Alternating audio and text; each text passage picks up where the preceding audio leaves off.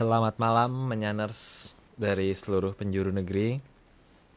Kembali lagi kita dalam Atlantis series ke-110 Murut Caning Jagat Alit part 1 2 per 3 Cum Loroting Eko Ngantarikso. Oke, sekarang Om Agung sudah bergabung.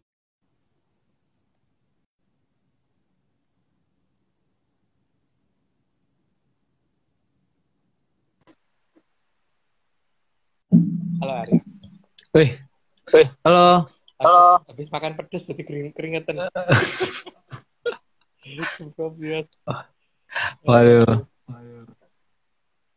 Apa kabar Om di sana? Baik Arya.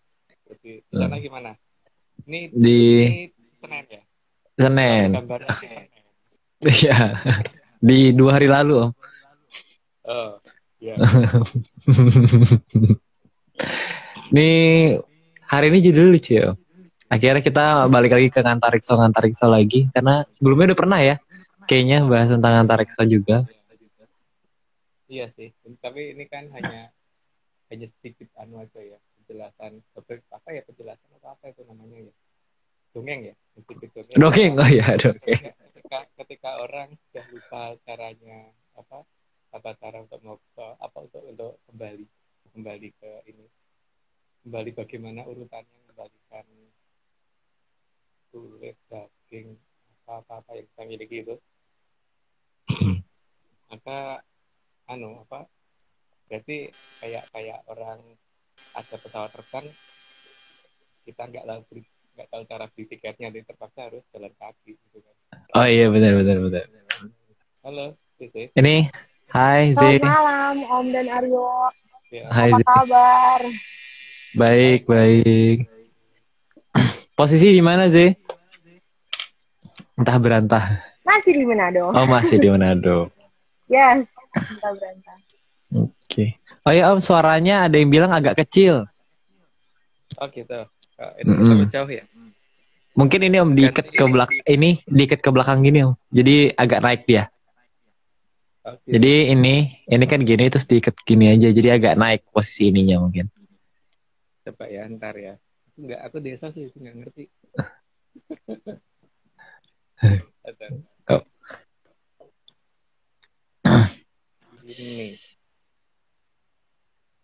Gini lebih dekat, lebih jelas. Kayaknya lebih jelas ya di sisi gimana sih? Lumayan, dibandingkan tadi lumayan. Oh gitu. Berarti cuma kurang dekat mulut ya, karena Iya. Ya. Oke. Kita hari ini langsung mulai aja kali ya Om? Iya, mulai aja. Oke, siap. Siap C, udah siap minum? Siap minum. Sudah aman. Oke, siap. Oke, ini nggak pas. Sebentar. Belum pas. Oke. Belum pas. Dah. Ya, dikit lagi. Mendekati. Ya udah nggak apa-apa. Ya udah lah ya. Oke. Anggap aja pas gitu. Anggap aja pas. Jangan protes ya. Oke, langsung saja. Oke, ini langsung lah ya. Langit saat terang terlihat indah. Meskipun di atas sana banyak yang ketutupan oleh sinarnya sang surya. Jadi jangan salah ya, yang namanya cahaya itu bisa menutupi sesuatu. Jadi dikira kadang-kadang kan dengan sinar yang terang itu maka semuanya kelihatan. Ternyata enggak loh. Cahaya itu bisa menutupi sesuatu yang besar malahan. Ya, lanjut Mbak. Oke. Yang menutupi pandangan yang di atas sana. Bukan hanya sinar dari sang surya, tapi juga awan dan mendung. Tapi misalkan malam hari, itu benda-benda yang besar kelihatan kecil-kecil itu kelihatan. Jadi kan problemnya adalah ketika ada sinar, kenapa itu sinar katanya kan bisa untuk menambah penglihatan supaya menjadikan suatu benda kelihatan, tapi ternyata sinar itu juga bisa dipakai untuk menghilangkan suatu benda gitu kan. Itu ini ya versi dongeng kita gitu. Lanjut. Oke, lanjut. Oke. Itu artinya sinar tidak selamanya dapat membuat kita bisa melihat segalanya. Jadi sinar kadang-kadang malah menghilangkan ya. Jadi bukan membuat sesuatu jadi kelihatan. Ini aja ya, dengan sinar yang sangat terang, itu kadang-kadang ada nyamuk lewat di depan lampu itu juga hilang kan, nggak kelihatan gitu. Nah, tapi ini ternyata bukan hanya nyamuk ya, bintang yang ukurannya bulunya setengah mati itu ketika ada sinar dari matahari jadi nggak kelihatan. Oke, lanjut Mbak. Iya, malah hewan-hewan kecil tuh biasanya kalau terang malah nggak kelihatan ya. Malam baru kelihatan semua itu. Atau itu kayak keluarnya malam sih. Iya. Itu kayak keluarnya emang malam dan bukan emang karena ketutupan. Oke, nah, lanjut lah. Oke. Oke, lanjut. Sehingga seharusnya kita menyadari tidak selamanya sinar itu bisa digunakan untuk melihat sesuatu. Karena sinar juga sangat bisa menutupi sesuatu. Itu ya yang digunakan nenek moyang kita. Makanya ada yang digunakan Aryo itu namanya Sikemayan atau Panglimunan itu seperti itu ya. Menggunakan cahaya untuk menutupi yang kelihatan. Itu bosnya di depanku ini paling atas. Loh. Ini penuduhan tidak berdasar ini. Berdasar dongeng, Aryo. Oh ya, berdasarkan dongeng. Oh iya, berdasarkan dongeng. Cuma dongeng ya. Ini cuma dongeng loh. Menyaners dan ZZ juga. Jadi enggak. Tidak. Ini cuma dongeng. Oke, lanjut. Oke, baik, lanjut. Sinar yang kadang tidak seberapa menyilaukan pun bisa menutupi benda yang sangat besar. Bahkan besarnya lebih besar dari sumber sinar yang menutupinya. Ukuran matahari seberapa kalau dibandingkan dengan ukuran galaksi seberapa? Galaksi bisa nggak kelihatan loh gara-gara sinar matahari. Gitu kan. Oke, lanjut. Oke, lanjut. Maka seharusnya kita mulai menyadari apakah cahaya yang ada di hadapan kita ini sebenarnya membuat segalanya menjadi lebih jelas, atau sebaliknya malah membuat mayoritas jadi tidak terlihat. Ini dasar dari Aji Kemayan ya, tapi ya kalau mau bertanya ke Aryo ya, karena yang ngerti Aryo gitu. Lanjut.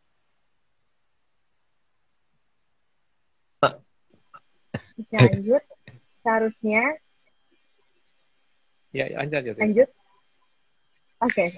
Seharusnya kita juga mulai menyadari bahwa pandangan kita ini terbatas, justru karena ketergantungan kita atas sinar. Jadi ada cahaya yang sebenarnya perlu nggak dilihat pakai mata ya, tapi ada sesuatu cara tertentu gitu. Jadi ini yang justru cahaya dari matahari bisa digunakan untuk menutupi kita. Jadi jangan kaget kalau kadang-kadang ada orang yang kayak Aryo itu di mana tiba-tiba nggak kelihatan oleh orang banyak gitu kan. Waduh, kok bisa ya Om ya? Itu kemarin waktu mau jelas melanggar markah jalan, mau ditilang polisinya bingung tuh mobilnya hilang gitu. Enggak Om, itu cuma dongeng, tapi cuma dongeng. Cuma dongeng kok Om. Oke, kita lanjut. Oke, lanjut. Sinar sendiri mempunyai banyak spektrum, dan tidak semua spektrum tersebut bisa kita lihat.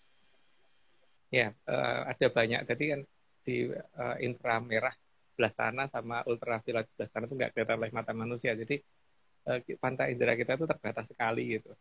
Sangat terbatas sehingga banyak banget yang tidak bisa kita lihat. Bahkan antara laki-laki dan perempuan katanya beberapa penelitian perempuan tuh lebih bisa melihat warna lebih banyak daripada laki-laki. Cuman bener apa enggaknya nggak tahu karena yang teliti bukan aku. Katanya itu di internet bacanya. Lanjut, Mbak. Oke, lanjut. Diakui apa tidak, kita memang mempunyai keterbatasan dan ada batas kepekaan kita atas spektrum tertentu.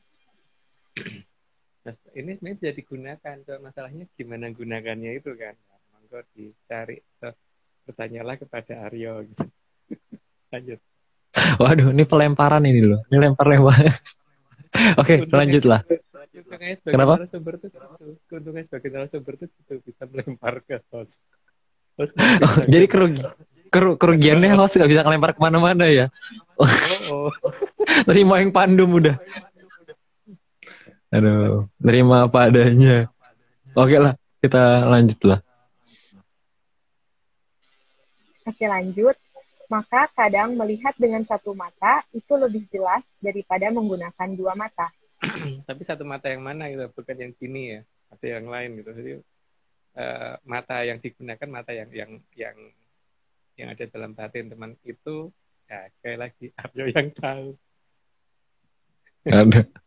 Aduh. Ini nggak selesai nih kalau begini ceritanya. Oke, 11. Oke, lanjut. Kadang di kegelapan kita perlukan untuk melihat yang lebih indah dan lebih besar. Justru 38 kadang-kadang malah lebih kelihatan kan kalau melihat benda bersinar. Yang aneh itu benda bersinar justru malah kadang-kadang nggak kelihatan saat terang, gitu kan? Ini jadi masalah. Lanjut, Mbak. Oke, lanjut. Maka melihat akan lebih jelas justru saat cahaya yang lain dihilangkan. Jadi setuju atau tidak ya mungkin lebih baik tidak setuju namanya dongeng ini ya, tapi kadang-kadang kita melihat itu justru memerlukan cahaya yang mengganggu itu dihilangkan. Jadi cahaya itu tidak selamanya bisa dipakai untuk melihat, justru malah menutupi gitu. Ya cuman ini apa dongeng sedikit tentang Aji Kemayannya Aryo gitu. Loh. Enggak, tapi sesuai sama gambar sih Om. Maksudku kalau di bioskop pun kan lampu yang gede yang di atas itu kan malah dihilangin. Ya dimatiin bukan dihilangin. Iya, matiin. Dihilangin tuh dimaling namanya Aryo. Oh ya benar. Maaf loh ini. Jadi iya sih benar. Tapi ini disclaimer-nya apa Aryo? Oh ya, disclaimer-nya belum hari ini. Jadi teman-teman ini semua cuma dongeng. Jadi kalau nggak percaya ya nggak apa-apa. Tapi kalau mau percaya ya jangan. Gitu. Oke? Mungkin sekali-sekali harus Zeze yang ngomong. Kita lempar lagi lah. Oke, kalau gitu Oke. Zeze yang ini. Masa disclaimer ke Zeze. Oke, lanjut. 13. Oke, lanjut. 13. Meskipun langit malam terkadang gelap, tapi terkadang sesuatu yang besar tapi terlihat kecil juga bisa terlihat. Makanya di alam raya itu membingungkan kan, justru yang terbesar itu akan kelihatan kecil. Yang kecil bisa mengakibatkan sesuatu yang besar, gitu kan. Tapi sesuatu yang besar itu bisa hilang kalau ada cahaya. Hanya kelihatan jika cahaya nggak ada. Tuh, itu kan hebatnya alam. Oke, lanjut, Pak. Oke, lanjut. Kegelapan sering membuat yang besar justru terlihat. Karena cahaya justru membuat yang besar menjadi tidak terlihat. Itu kondisi seperti ini kan umum terjadi ya. Cuman masalahnya kita menyadari itu apa tidak. Gitu. Dan kalau nenek moyang kita kan kemudian ini dibakukan dalam yang namanya, dikatakan Aryo itu namanya Aji Kemayan itu. Lanjut, Mbak. Pelemparan lagi. Oke, lanjutlah. Oke, lanjut. Jadi benda yang besar justru akan bisa terlihat ketika sinar dari sang surya tidak terlihat. Jadi tidak selamanya untuk melihat sesuatu kita membutuhkan cahaya ya. Ada kalanya cahaya tidak dibutuhkan. Gitu. Lanjut, Mbak. Oke, lanjut. Bahkan jagat wilangan Bima Sakti akan terlihat dengan jelas ketika sinar lampu-lampu perkotaan dimatikan.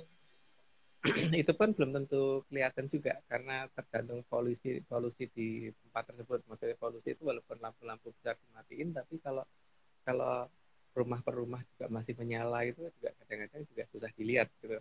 Tapi seperti yang waktu itu di mana itu ya, di pantai itu kelihatan jelas ya Aryo ya waktu itu. Iya. Kelihatan kasarnya kabutnya ya kali ya, kabut galaksinya. Jagat wilangannya itu kelihatan banget sih. Iya. Dan bisa difoto. Dan bisa difoto. Ya, dan bisa difoto dan bisa digunakan untuk Aryo. Lanjut. Tapi mungkin di Manado malah ini kali ya, lebih jelas kali ya. Harusnya ya kalau bintang kalau malam hari itu. Benar, kalau di Manado kelihatan jelas banget. Masa gitu? Bisa nongkrong malam-malam ngeliatin bintang. Oke lah, lanjut lah. Kita. Gelap, Besti. Oh ya gelap, nggak boleh. Lanjut. Oke, 17. Ya, oke. Itu artinya yang besar dan ada di atas sana itu akan makin jelas kalau manusia tidak lagi tergantung dari cahaya. Tapi masalahnya kan saat ini orang banyak tergantung dari cahaya ya. Jadi ya akhirnya sesuatu yang seharusnya bisa terlihat pada saat seharusnya kita nggak butuh cahaya itu jadi nggak terbiasa memperhatikan itu kan. Lanjut, Mbak. Lanjut, karena banyak di atas sana yang punya cahaya sendiri, jadi untuk dilihat justru tidak butuh cahaya matahari. Pertama memang tidak butuh cahaya matahari, tapi kalau cahaya matahari benar-benar hanya malah mengganggu, malah menghilangkan dari seluruh pandangan yang ada gitu. Ya, Mbak. Lanjut, tapi di atas sana juga banyak yang butuh cahaya matahari agar bisa terlihat oleh kita. Ya, ada yang butuh cahaya matahari memang, tapi sayangnya butuh cahaya mataharinya tidak kelewat terang gitu. Kalau kelewat terang banget hilang lagi. Jadi justru butuh cahaya matahari, tapi bukan mataharinya muncul, mataharinya sembunyi. Gitu. Lanjut, Mbak. Oke, aduh. Oh ya Om, sorry. Kayaknya suara Om agak kecil deh Om tadi pada komen. Oh gitu. Sekarang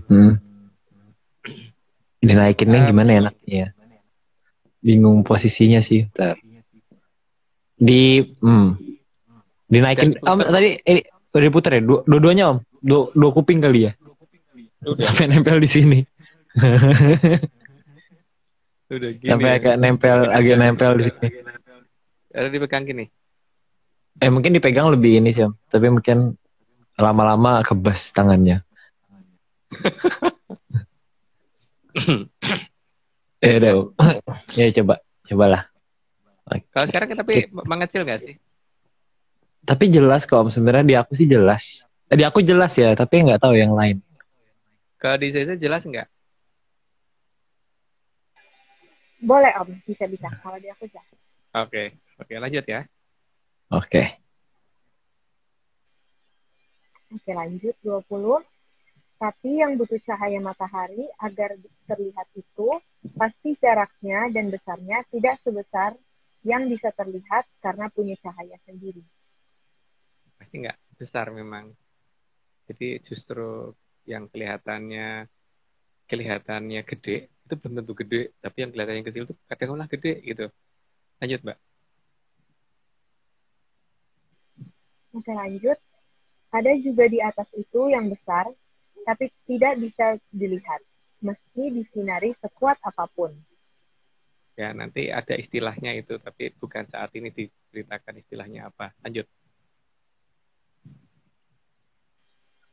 Karena ada yang tidak memantulkan cahaya sama sekali. Malah makan cahaya sih, jadi bukan memantulkan, malah menghilangkan cahaya dia. Lanjut, Mbak. Lanjut, dalam banyak cerita rakyat dari seluruh penjuru dunia, menceritakan bahwa ada kahyangan di atas sana. Itu cerita rakyat di Indonesia, cerita rakyat di luar Indonesia pun begitu, yang saya tahu ya. Jadi dari Amerika begitu, dari Aztec Inca, dan negara-negara lain, Eropa dan sebagainya gitu. Nggak tahu di Kutub Selatan begitu apa enggak, nggak ngerti ya. Di Kutub Utara begitu apa enggak, tapi kayaknya orang Eskimo juga gitu juga. Lanjut, Mbak. Oke, lanjut.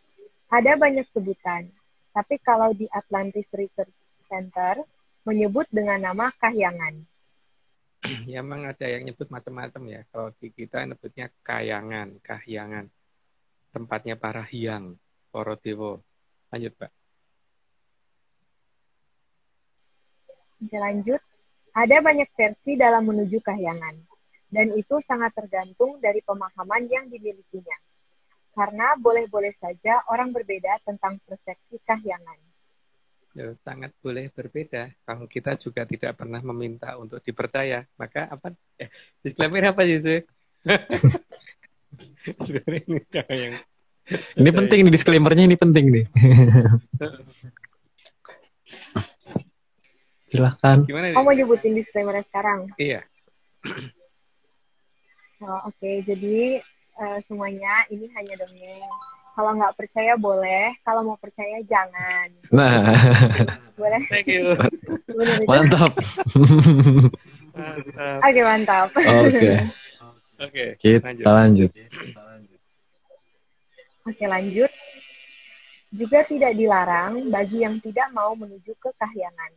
Ya nggak mau menuju ke sana juga nggak apa-apa. Misalkan lebih kerasan di bumi atau lebih kerasan di mana atau di ya nggak tahu kemana aja gitu kan, itu masing-masing orang punya hak. Lanjut. Oke, lanjut.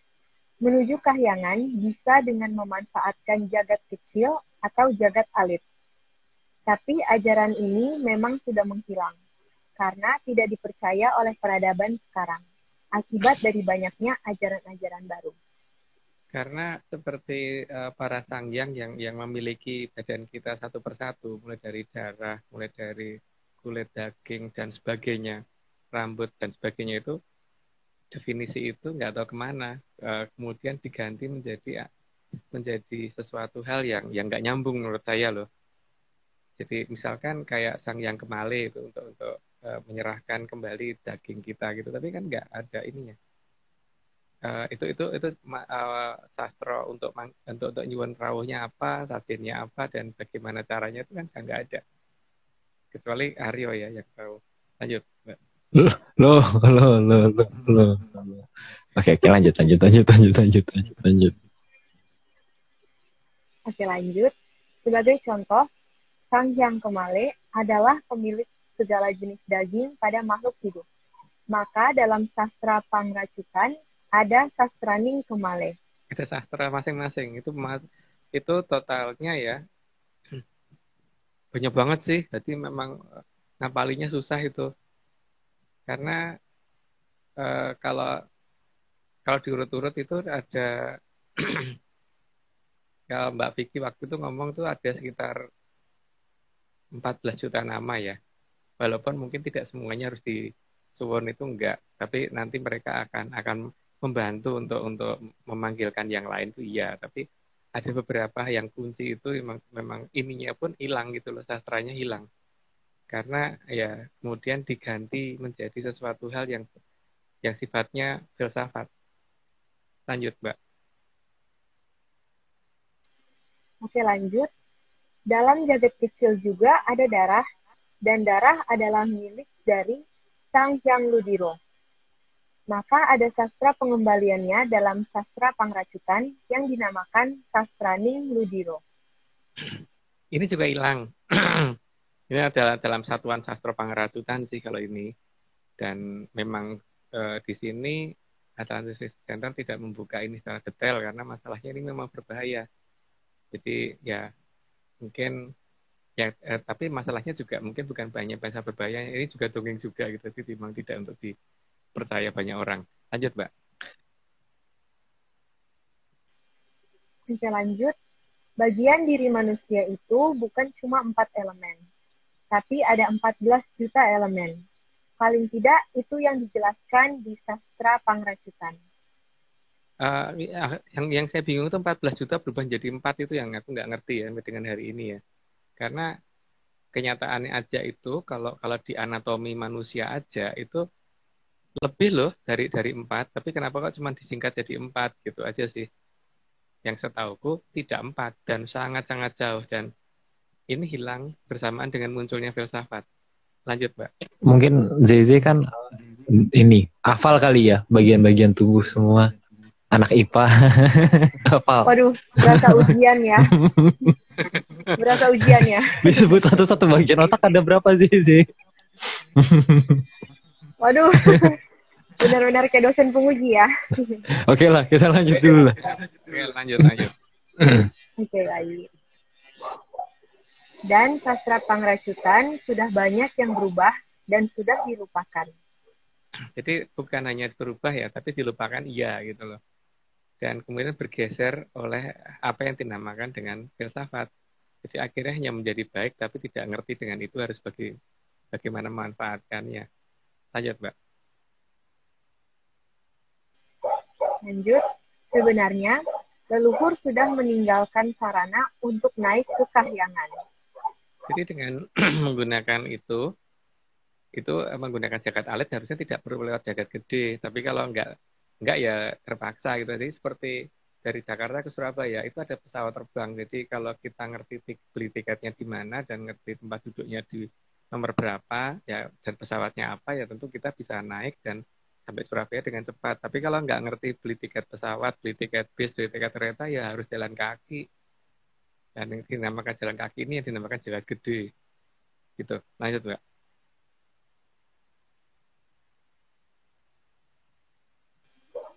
Oke, lanjut. Tapi leluhur juga sadar bahwa ada zaman di mana manusia akan menganggap sarana dan prasarana yang digunakan dianggap setan. Itu terserah dalam menganggapnya bagaimana ya. Kalau dianggap seperti apapun ya itu monggo, itu hak masing-masing orang. Cuman ya itulah dengan perubahan zaman ini ada banyak hal yang kemudian itu jalan misal pesawat terbang dianggap itu hantu gitu. Jadi ya, akhirnya orang nggak boleh naik pesawat terbang, bolehnya jalan kaki, jalan gitu. Lanjut, Pak. Lanjut. Dan banyak anak cucu lebih memilih jalan kaki daripada menggunakan sarana yang ditinggalkan leluhur. Bahkan sepi angin pun dipilih mending enggak gitu. Jadi untuk yang seperti digunakan Aryo waktu itu untuk melompati si polisi sehingga nggak ketangkep itu, ya, gitu. Jadi di jalan tol Itu yang di jalan tol yang nyupir Om Agung loh. Tapi mobilnya Aryo loh. Kan 100 km per jam batasnya, tapi kalau Aryo kan pakai kilometer satuannya 120 180 tapi kilometer per hour. Sama-sama kilo KM, sama-sama KM. KMPH sama tapi disingkat KMPH tapi kilometer bukan kilo. Jadi tidak melanggar aturan. Iya benar. Bisa. Oke. Terus dorong bis itu. Waduh. Oke, kita lanjut 35 ya kayaknya ya. Iya. Iya, 35. Oke, lanjut. Sehingga sastra pengracutan yang menggunakan jagat kecil jadi tidak bisa digunakan, maka harus melalui jagat gede. Karena namanya mantra itu sandi, dan sandi itu bukan untuk diartikan, bukan untuk diterjemahkan. Nah, kebanyakan sekarang ini menerjemahkan itu gitu. Jadi seperti kita punya komputer, kita password supaya nggak bisa dibuka orang, misalkan passwordnya jendela gitu, diganti Windows ya nggak bisa, passwordnya jendela gitu kan. Walaupun artinya sama gitu. Atau misalkan passwordnya Munyo gitu, diganti Kera ya nggak bisa. Gitu kan. Atau passwordnya sebenarnya kuda goreng gitu. Kan nggak jelas ya sebenarnya. Memang diartiin sekarang sih. Oh, ternyata Aryo sukanya kuda. Iya, makanya. Jadi kadang-kadang di situ jadi masalah saat ini. Orangnya tidak Aryonya dicari namanya, diterjemahkan ke sana ke sini, tapi orangnya dianggap nggak ada. Oh iya benar. Oh, Aryo tuh artinya anak ini. Oh, jadi nggak ketemu aku tapi benar. Logikanya. Oke. Kita saat ini. Iya sih benar. Bahkan nama-nama besar. Makanya jangan mempelajari filsafat kalau pengen ngerti Jawa ya. Tapi Om ini cuma dongeng loh. Iya. Zeze. Lanjut ya. Tahu Om, ini dulu disclaimer dulu. Tanggung. Oh iya, disclaimer dulu. Oke, jadi semuanya ini cuma dongeng. Kalau nggak percaya nggak apa-apa. Tapi kalau nggak percaya nggak apa-apa. Kalau mau percaya jangan. Oke. Lanjut. Ya. Lanjut. Oke, lanjut. Oleh karena itu, para sang sudah menyediakan jalur yang sudah ditandai oleh beliau semua. Nah, jalur kekayangan itu ada dua macam kan, lewat menggunakan jagat kecil atau menggunakan jagat gede. Seperti tadi menggunakan pesawat terbang atau jalan kaki, gitu kan. Kalau jalan kaki ya harus ada harus ngikutin rambu-rambu, belok sana, belok sini, ini terus ngikutin. Kalau enggak ya mungkin masuk jurang atau masuk mana nggak ngerti gitu ya. Lanjut Pak. Oke, lanjut. Maka diadakan posisi kaki kahyangan yang bisa dilihat dari Arcapada. Itu banyak banget sih. Jadi mungkin daftarnya mungkin bisa ditanyakan ke Aryo. Lanjut gitu. Oke, lanjut. Kaki kahyangan ada yang berupa rambu-rambu. Ada petunjuk. Jadi lewat sini, lewat sini, lewat sini, lewat sini, dan semua ada namanya. Cuman sayangnya ada beberapa nama diganti gitu loh. Sayangnya itu aja. Lanjut. Tapi tadi mau nanya apa, lupa lagi. Ya udah deh, lupa. Lupa deh. Gagal Waduh kan. fokus. Oh enggak, ini tadi mau nanya. Kayak berarti sama kayak orang zaman dulu ya, Om. Kayak nelayan itu kan katanya kalau misalnya mau pulang itu kan ngeliatnya bintang. Ya, tapi bintang gimana bisa pakai untuk patokan? Mau bintang itu tiap hari berubah kok posisinya. Oh iya Kalau benar bisa lihat juga. aja. Orion bulan Julian nanti akan muncul di timur kan. Tapi nanti lama-lama akan bergerak makin ke atas sampai nanti terus hilang di barat gitu. Jadi setelah itu Iya sih. hilang berapa bulan terus muncul lagi, nanti bulan Juli lagi muncul lagi gitu kan. Iya. Enggak. Kalau mau pakai patokan itu sesuatu yang tetap dan sesuatu yang bergerak terus gitu kan. Wah itu berarti harus dipertanyakan juga itu berarti. Nah itu tugasnya. Nah itu yang dia. masuk kuliah. Masuk kuliah kan aku belum lulus kok, masih oh kuliah. iya bener. Aduh salah lagi lah. Oke lah kita lanjut lah. Oke, lanjut. Oke, lanjut. Kaki kahyangan juga ada yang berupa gerbang. Ya, gerbang itu mungkin kelihatannya dari sini cuman kayak titik itu atau apa bentuknya bundar gitu. Ya, tapi kalau mendekat dan ngerti caranya melihat ya, bukan melihatnya ya, bisa berubah wujudnya. Lanjut. Mbak. Oke, lanjut. Kaki kahyangan yang berupa rambu-rambu dinamakan suku. Suku atau kaki. Suku itu udah bahasa ini ya, bahasa Jawa. Artinya kaki. Lanjut, Mbak. Oke, lanjut. Yang merupakan gerbang dinamakan lintang. Yes, itu definisi dari Atlantis Research Center. Jadi kalau mau menamakan yang lain juga nggak apa-apa. Lanjut, Pak. Baik, lanjut. Sang Hyang Batara Kamajaya dan Sang Hyang Batari Ratih adalah dewa asmara yang suku kahyangannya paling gampang ditemukan. Ya karena banyak paling sering muncul dan paling kelihatan jelas dari arthropoda atau dari bumi. Lanjut, Mbak.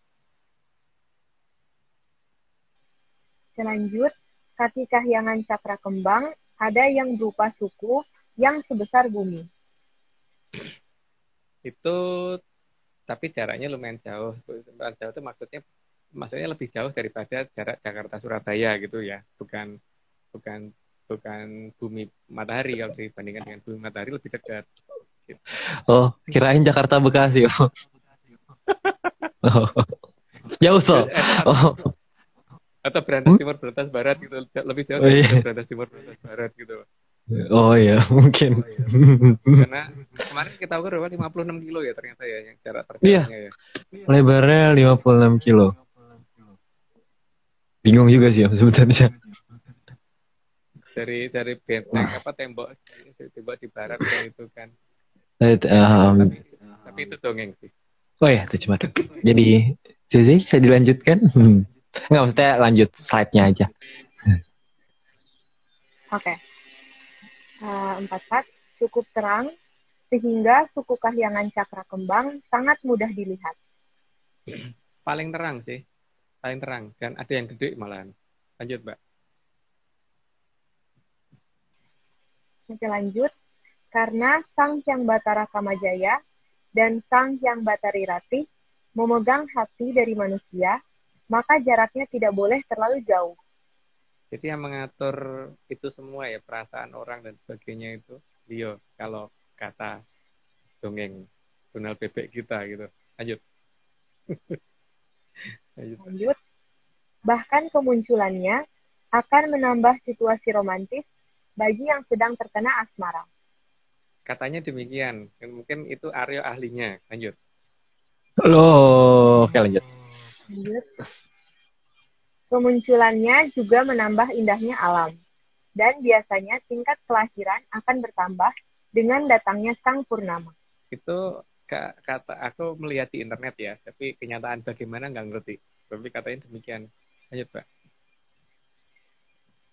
Lanjut, Sang Hyang Batara Kamajaya dan Sang Hyang Batari Ratih juga harus terus mengawasi manusia yang ada di Arcapada. Karena kalau nggak diawasi ya mungkin hilang itu yang namanya. Tapi ya itu beda ya antara manusia dan Sukerto lain. Kalau Sukerto memang tidak punya hati sih. Lanjut, Pak. Oke, lanjut. Maka harus ada keistimewaan khusus dalam mengamati detail dari manusia. Itu yang ngerti Aryo. Lanjut, Pak. Oke. Dan pengamatan utama dilakukan dari kejauhan. Karena kalau dari dekat malah nggak kelihatan. Karena seperti kita ngelihat bumi, gimana caranya kalau mata kita tempelin ke tanah, nggak kelihatan kan? Kalau terlalu dekat harus dari kejauhan kadang-kadang. Seperti makanya kan ada peribahasa yang cukup aneh, tau? Gajah di pelupuk mata tidak kelihatan, terus apa? Kuman di seberang lautan kelihatan. Itu jelas itu istilah yang sebenarnya sudah benar banget loh, karena kalau mata kita tempelin ke Gajah. gajah, nggak akan kelihatan kan? Nggak usah gajah deh, sendal aja HP ini yang ada contohnya nih.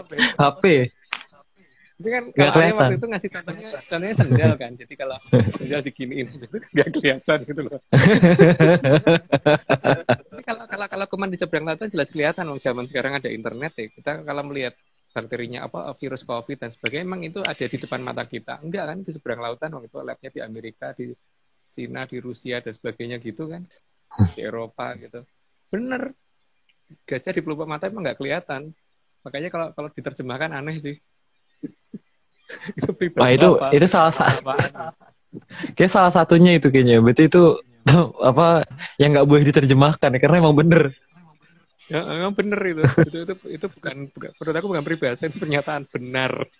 Itu tidak bisa diterjemahkan. Oke, lanjut. Oke, lanjut. Oke, lanjut. Maka Sang Hyang Batara Kamajaya di pewayangan dari yang diturunkan di Kerajaan Mataram digambarkan bermata satu, bukan bermata dua. Itu bisa dilihat dari bentuk wayangnya ya. Tapi kalau dikatakan, karena wayang kulit kan dari samping sehingga matanya kelihatan satu. Tapi kenapa Buto dan Wanoro itu kera ya? Itu dilambangkan Hewan-hewan. bermata dua. Hewan-hewan bermata dua. Tapi kalau manusia, dewa ke atas pasti matanya satu. Nah, itu nggak tahu kenapa begitu ya. Yang gambar bukan aku ya soalnya. Ya, lanjut, Mbak. Lanjut. Maka ada lintang yang digunakan Sang Hyang Batara Kamajaya sebagai salah satu suku kahyangan cakra kembang. Ya, itu lintang apa itu Arya yang tahu. Lanjut, Mbak. Oke, lanjut. Maka di atas sana ada kaki kahyangan Panrawang Jagat. Kahyangan Panrawang Jagat itu biasanya akan kelihatan di saat puspa tajam, dan kalau kita menghadap ke timur itu biasanya akan kelap-kelap di atas, kiri atas. Jadi anehnya posisi kita itu tidak melihat ke arah itu tapi kelihatan. Dan biasanya kalau dilihat kok cuma bintang biasa, tapi waktu melihat ke arah timur kelihatan lagi seperti itu. Dan itu yang membuat ada cewek di Jogja itu yang sampai bisa menggunakan itu, tapi nggak tahu siapa. Lanjut, Pak. Oke. Kaki kahyangan Panrawang Jagat akan terlihat sebagai bintang yang sangat aneh dari Arcapada. Karena aneh, karena melihatnya bukan dengan cara kita melihat ke posisinya dia, justru kita melihat ke arah timur. Lanjut, Pak. Lanjut, karena kaki kahyangan Pandrawang Jagat sering terlihat, meskipun kita melihat ke arah lain. Dan itu gampang dikenalin sih, gampang dikenalin. Tapi ya memang kalau waktunya tepat ya, kalau waktunya nggak tepat ya ini dan dongengnya tepat maksudnya. Lanjut, Pak.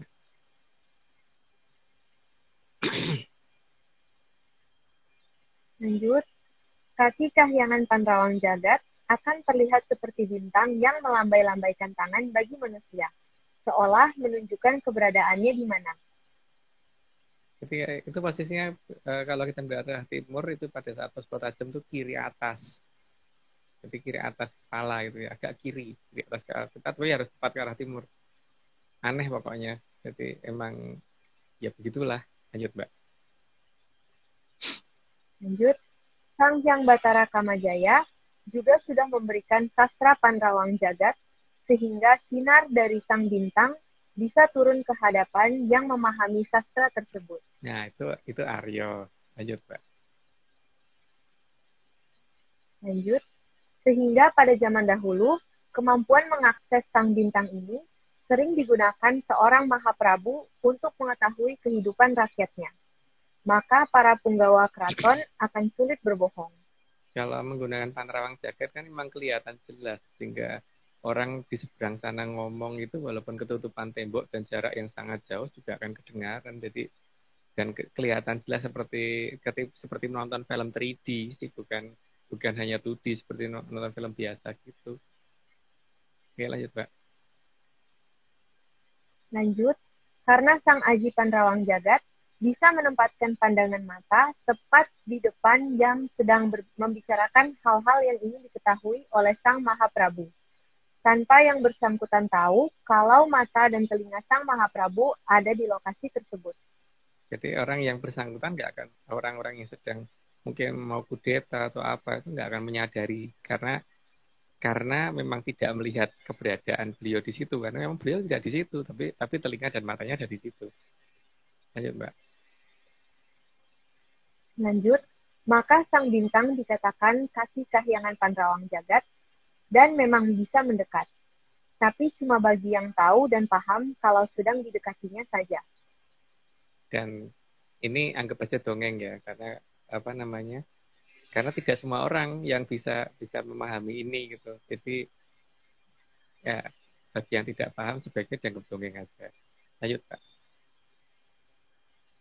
Lanjut, Sang Pandrawang Jagat biasanya akan datang dari samping atas, jadi bukan dari arah depan. Yang bukan dari depan, kiri atas biasanya. Tapi kalau kita melihat ke arah timur, tapi kalau kita melihat ke arah barat nggak akan kelihatan. Melihat ke arah selatan, nggak akan kelihatan. Harus di timur tepat. Lanjut, Pak. Lanjut, pada saat datang dan pergi, akan membuat langit menjadi berwarna biru yang sangat indah, meskipun cuma sesaat.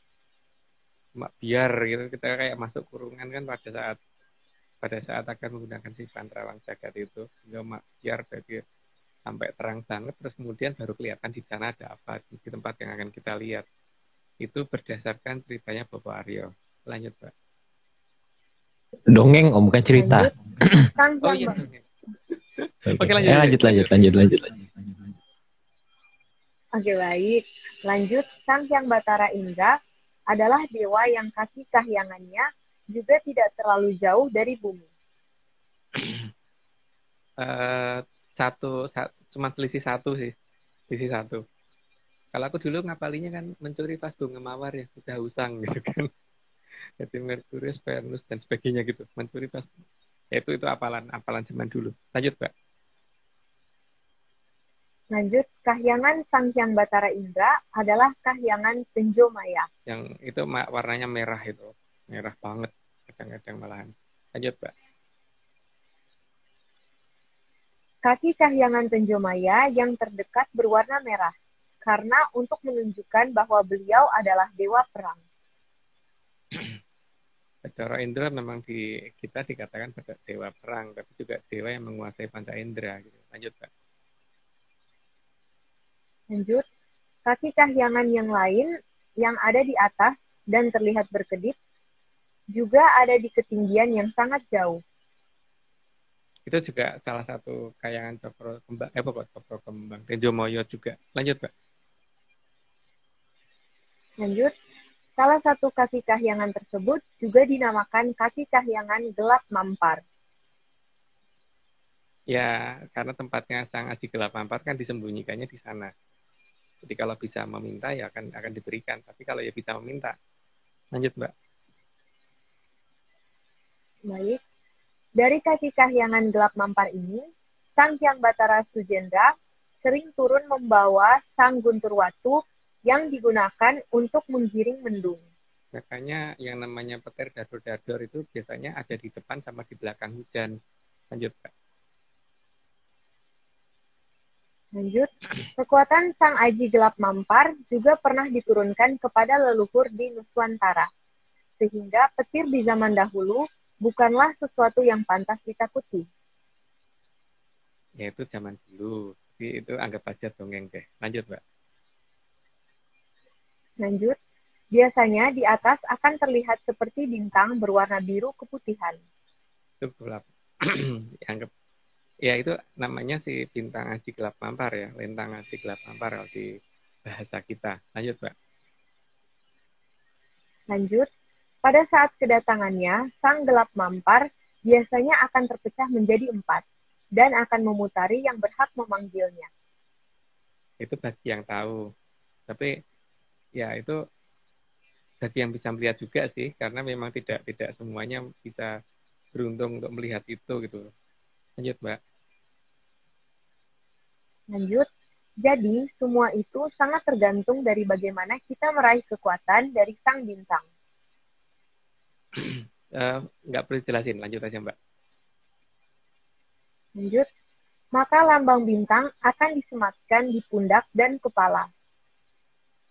Karena menunjukkan seberapa banyak bintang yang bisa kita miliki gitu kan. Makanya lambang tertinggi biasanya adalah bintang, bukan kura-kura, bukan komodo, bukan dinosaurus gitu kan, atau bukan jangkrik juga gitu, atau apa ya, Bukan pete om. bukan bukan pete, bukan jengkol, atau apa tuh namanya ya, meteor atau komet itu juga bukan, tapi bintang, atau bukan black hole, yang jelas bukan black hole.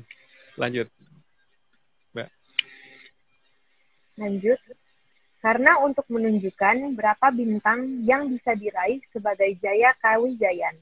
Kalau zaman dulu itu maksudnya, jadi ada berapa bintang yang dimiliki oleh si Mahaprabu, Mahapatih dan sebagainya gitu ya, Manggoliyudo atau Senopati Agung dan sebagainya gitu. Lanjut Mbak. Lanjut, makin banyak bintang yang dimiliki, maka akan membuat makin silau yang melihatnya.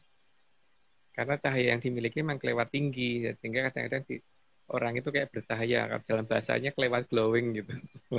Dalam bahasa sekarang. Lanjut Mbak. Lanjut, maka mata harus ditutupi jika yang mempunyai bintang mengeluarkan kemampuan bintangnya. Jika mengeluarkan ya, tapi kalau tidak mengeluarkan kemampuannya ya nggak perlu. Lanjut Mbak. Lanjut, maka yang memegang bintang seharusnya adalah sosok yang sanggup melindungi. Ya, bukan kemudian untuk membabat sana sini ya. Lanjut Mbak. Lanjut, masih banyak suku kahyangan dari kahyangan Tenjomaya, tapi mungkin tidak semua bisa diungkap di sini. Karena kalau diungkap di sini terlalu banyak banget, sehingga ya, karena kalau di Mandologiri itu kalau kita perhatiin mungkin sekitar 17 halaman tuh hanya untuk jelasin satu persatu nama Kayangan Tenjomoyo, suku Kayangan Tenjomoyo gitu. Oke, lanjut Mbak. Lanjut, Sang Hyang Batara Bayu adalah dewanya angin. Itu juga ada dalam Hastobroto ya, jadi termasuk dewa yang melindungi Wahyu Hastobroto. Lanjut Mbak. Lanjut, kahyangan dari Sang Hyang Batara Bayu adalah kahyangan Pangluwung. Itu bahasa kita, tapi mungkin ada bahasa yang lain yang monggo. Lanjut Mbak. Lanjut, salah satu kaki kahyangan Pangluwung ada yang mengikuti gerak dari Sang Hyang Batara Surya. Itu anu ya, apa namanya, versi Atlantis Research Center. Jadi kalau Ada yang menganggap, ah bukan, itu cuma planet biasa ya, monggo. Lanjut, Mbak. Lanjut, kaki kahyangan Pangrubung yang terdekat dengan Arcapada adalah kaki kahyangan tapak angin. Di sana selalu ada angin ributnya. Sampai ada matanya, gitu. Sampai ada matanya dan cuma satu lagi matanya. Lanjut, Mbak. Lanjut, kaki kahyangan tapak angin ada mata satunya yang merupakan pusaran dari badai yang sangat kencang. Itu kata pakar di sini. Tapi kalau kata Aryo bukan itu gitu. Tapi Aryo nggak mau ngomong sayang. Jadi lanjut. Ini aku mute Om. Oke, lanjut. Oke, lanjut. Ada juga kaki kahyangan barat atau angin ribut yang juga sangat jauh dari Arcapada. Itu nama dari kita ya. Jadi sekali lagi kalau mau menamakan dengan namanya sendiri ya monggo. Misalkan kaki kayangan Aryo gitu juga nggak apa-apa. Lanjut, Mbak. Boleh loh kaki kahyangan Aryo, mau loh. Kasih nama itu terserah kan. Tapi kalau aku bukan gitu. Nggak mute aja deh. Lupa. Oke, lanjut. Kaki kahyangan barat adalah kaki kahyangan yang berbentuk bintang dengan putaran yang sangat cepat. Kalau dalam bahasa sekarang apa itu ya pokoknya bentuknya mungkin dianggap bintang yang muternya cepat banget sehingga mempunyai gravitasi yang gede banget gitu.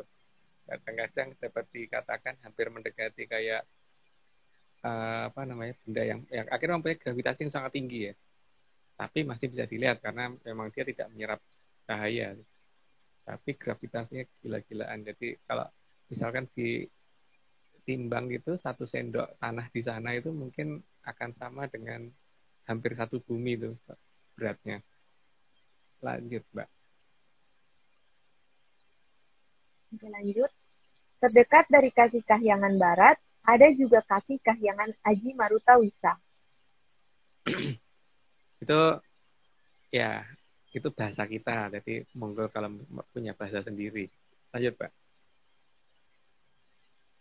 Lanjut, kalau paham posisinya, maka kekuatan Sang Marutawisa juga bisa diminta, atau dalam bahasa Jawanya, disuwun.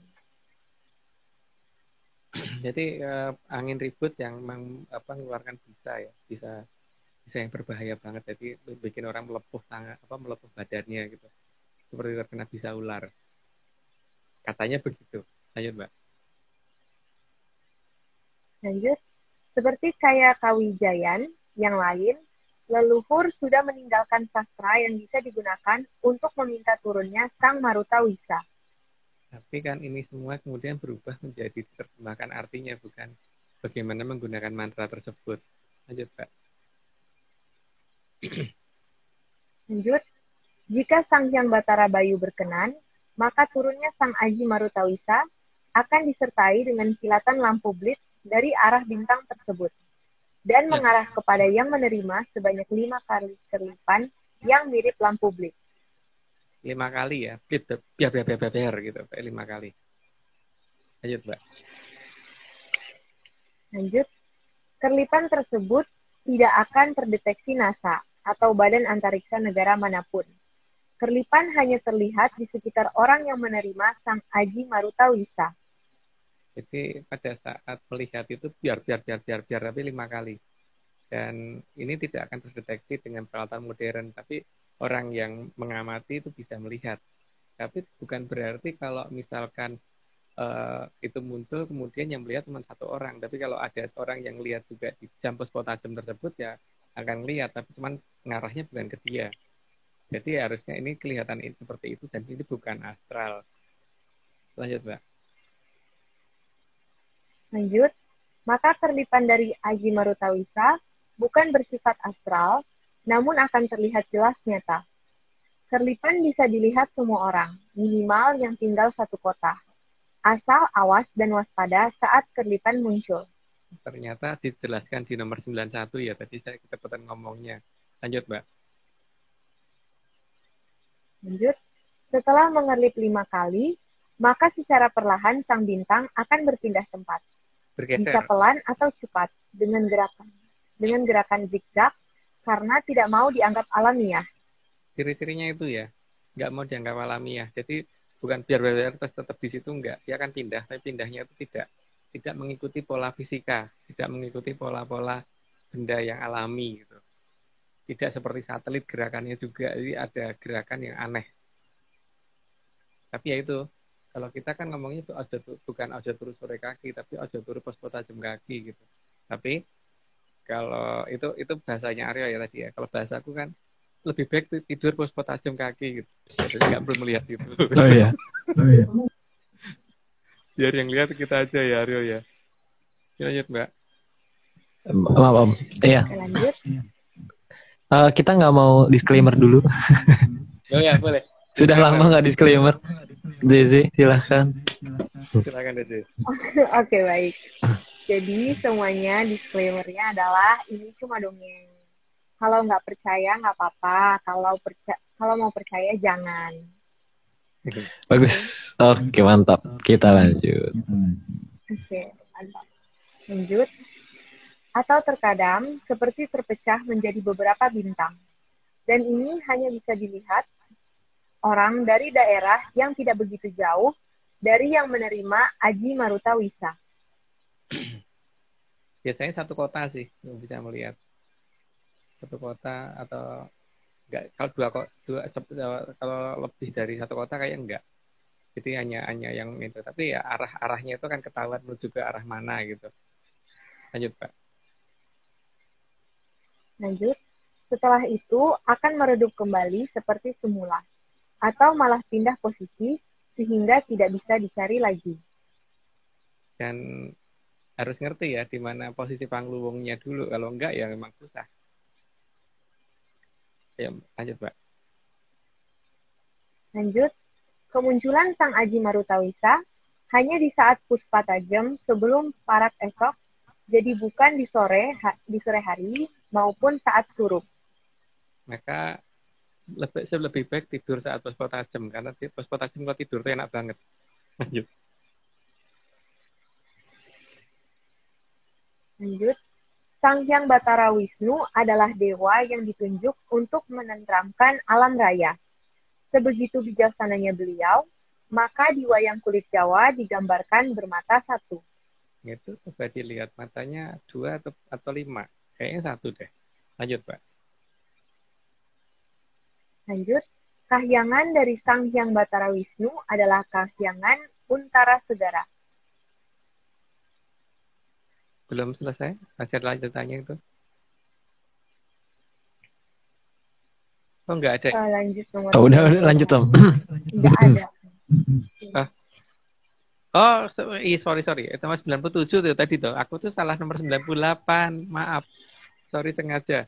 Jadi memang namanya kayangannya Batara Wisnu namanya Untara Segara. Itu adalah versi Atlantis Research Center ya. Kalau ada yang sama ya monggo, tapi kalau ada yang beda ya monggo gitu. Lanjut, Pak. Oke, 98. Kahyangan Untara Segara juga mempunyai banyak kaki kahyangan, baik yang relatif dekat dengan Arcapada maupun yang jauh dari Arcapada.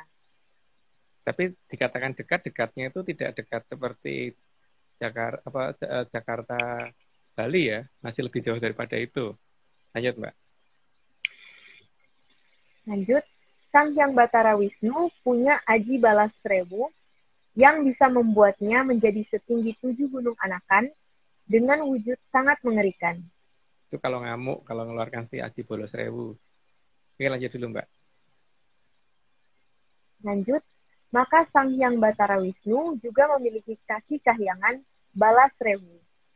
Dikatakan kaki kahyangan Bolos Rewu, makanya dia diinteri bentuk batuan yang jumlahnya beribu-ribu gitu. Tapi tempat bekas beliau Triwikromo itu biasanya namanya masih terpisah ya. Makanya ada daerah namanya Sewon, di dekat Sewon ada daerah namanya Ireng-Ireng, ada daerah namanya Druwo, ada daerah namanya Dongkelan, ada daerah namanya mungkin nggak perlu dijelaskan deh. Tapi itulah kalau beliau Triwikromo itu namanya pasti akan tersisa di tempat pernah dilakukan Triwikromo tersebut. Lanjut, Mbak. Lanjut, kaki kahyangan Balasrewu akan terlihat seperti mempunyai cincin yang terdiri dari banyak batu bervariasi ukuran. Cincin dari banyak batu itu yang mengelilingi kaki kahyangan Balasrewu. Ini berdasarkan serat Mandologiri yang kita punya ya. Maka begitu bedanya serat Mandologiri yang beredar dengan yang kita punya itu ya seperti ini salah satu contohnya gitu. Lanjut, Mbak. Lanjut, karena keberadaan Sang Balasrewu itulah, maka kaki kahyangan Balasrewu diletakkan cukup jauh dari Arcapada, supaya Balasrewunya tidak menghujani Arcapada. Karena kalau terlalu berdekatan itu bisa mukul ke bumi, Balasrewunya itu bet gitu kan, kayak apa? Gitu, makanya harus agak jauh. Lanjut, Pak. Lanjut, selain Balasrewu yang mengelilingi kaki kahyangan Balasrewu, juga ada banyak batuan di antara kaki kahyangan Pangluwung dan kaki kahyangan Tenjomaya. Mungkin lain waktu aja dijelasin. Lanjut, Pak. Lanjut, berdasarkan Babat Minyan, Sela Panglayang tersebut dulu letaknya tidak beraturan. Kita nyebutnya Sela Panglayang ya, karena berdasarkan Mandologiri yang kita miliki, yang kita namakan Babat Minyan tadi. Gitu. Lanjut, Mbak. Lanjut, banyaknya Sela Panglayang yang tidak terkumpul, maka akan sangat membahayakan Arcapada. Makanya harus ada yang waktu itu menata supaya ada pada jarak yang cukup jauh dari bumi supaya tidak ngantem bumi berkali-kali gitu. Maka ada di bawahnya penjelasannya. Lanjut, Mbak. Lanjut, maka Sang Mahaprabu Watugunung dulu telah menjauhkan Sela Panglayang dan diatur di antara dua kaki kahyangan agar tidak membahayakan Arcapada. Itu harusnya ada dalam babat ceritanya Prabu Watugunung ya, Banjaran Prabu Watugunung harusnya ada itu. Cuman nggak tahu kok sekarang nggak pernah ada cerita itu lagi gitu. Jadi ya mungkin karena kita dongeng doang sih. Ya, lanjut, Pak. Kayak kita harus bikin komik ya. Lanjut. Kan kita mirip-mirip lah sama Marvel. Sama Bobo. Sama Bobo gitu kan. Selevel lah. Bobo. Mungkin banyak yang mau kali. Oke, kita lanjut lah. Oke, lanjut. Karena kemampuannya dalam menata Sela Panglayang dalam berbagai ukuran, maka gelar Watugunung diberikan kepada beliau. Karena dia berhasil menata batu yang segede gunung-gunung atau malah lebih daripada gunung di jarak antara dua kaki kayangan gitu ya. Kaki kayangan Pangluwung sama kaki kayangan apa itu namanya lupa. Tenjomoyo kalau nggak salah, aku lupa di mana sisinya ngumpetinnya Prabu Watugunung. Karena supaya nggak ganggu bumi, nggak ganggu Arcapada. Lanjut, Mbak. Masih terakhir. Oke, lanjut yang terakhir. Sampun Sansoyo Amrepegi, Sumsang Bawono Balik, Jamur Dipokang Amertadani, Wang Sulipun Nuswantoro Kadyo Gilang Kencono, Ring Kamulyaning Tribuono. Ya, makasih Mbak. Pas ngucapinnya, ya nggak meleset. Gitu Aryo. Oke. Mungkin seru ya. Minggu depan 11 sebenarnya sudah kita bikin, tapi kayaknya masih ada setelan dulu nih untuk 111 Om.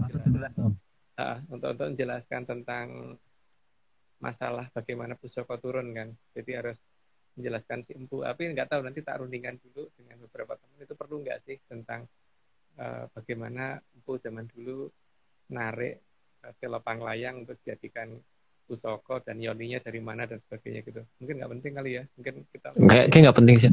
Kayak nggak penting sih. Kayak nggak perlu tahu lah menyantar. Nggak perlu tahu ya. Ya wes. Oke, kita bertemu lagi berapa hari lagi? 7 hari lagi. Berarti besok itu 111 ya. 11. Triple satu. Angka yang menarik itu 111 kayak triple itu. Oh. Oke, kita ngerti kan triple apa itu, bukan triple itu. Ya mungkin kalau ini bisa dilihat sebelum-sebelumnya. Kita ada judul Trisula Wondo tuh ada kok judulnya. Iya. Oh ya, Oke. disclaimernya Aryo yang lebih Oke, lengkap disclaimer. yang Mungkin disclaimer pertama di ZZ dulu, disclaimer penting juga. Oke, silakan. Mulai dari situ. Oke, disclaimer kayak biasa ya. Jadi semuanya ini hanya dongeng. Kalau nggak percaya nggak apa-apa. Kalau mau percaya jangan. Oke, itu disclaimer pertama. Kemudian disclaimer kedua. Bentar. Cari template-nya dulu. Lupa. Cari contekan dulu ya. Cari contekan dulu. Cuma ujian ya. Ujian ini Om. Kebiasaan ya. Banyak ya. Kebiasaan. Wah, banyak Om. Tapi nggak kelihatan. Oh. Oke. Tim Atlantis Research Center atau ARC tidak pernah menjual jasa untuk berkomunikasi atau bertemu dengan para leluhur dalam bentuk ritual apapun. Ritual resmi hanya dilakukan oleh Bapak Agung, Eyang Vicky, dan Mas Aryo. Kemudian waspada terhadap oknum yang mengatasnamakan tim ARC dan segelintir tim di dalamnya. Jadi sekali lagi ya, untuk ritual resmi itu hanya dilakukan oleh Bapak Agung, Eyang Vicky, dan Mas Aryo. Jadi kalau misalnya di luar itu di luar kehendak ini ya, di luar tim Atlantis Series. Dan seperti kayak kita kemarin pun udah bilang ya, kayak kita kalau ritual itu nggak pernah ya, mungkin sangat berbeda dari bentuk ritual lain. Jadi bentuk-bentuk seperti kita kemarin pun nggak pakai tumpengan ya Om. Kemarin waktu ngelarung pun nggak pakai tumpengan. Terus kemudian juga kita nggak pernah melakukan siraman, tidak pernah melakukan kontak fisik satu sama lain gitu, jarang banget melakukan sama satu sama lain. Jadi kalau ada yang melakukan ritual dalam bentuk tersebut, waspada gitu. Jadi untuk informasi resmi, kalau misalnya mau nanya-nanya tentang ritual yang benar seperti apa bla bla bla bla, di spam Mbak Vicky. Gitu. Mbak Vicky-nya di chat aja ya, karena Mbak Vicky 24 jam selalu bangun. Tidak pernah tidur. Kan balik, tidak pernah bangun, selalu tidur. Oh iya salah ya. Oh iya salah.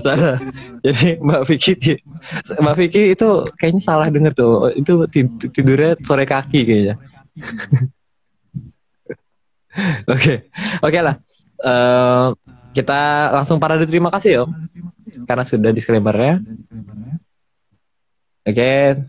Terima kasih sebesar-besarnya kepada Kitunggu Jatijaya Morogo yang sudah menyediakan data kepada kami.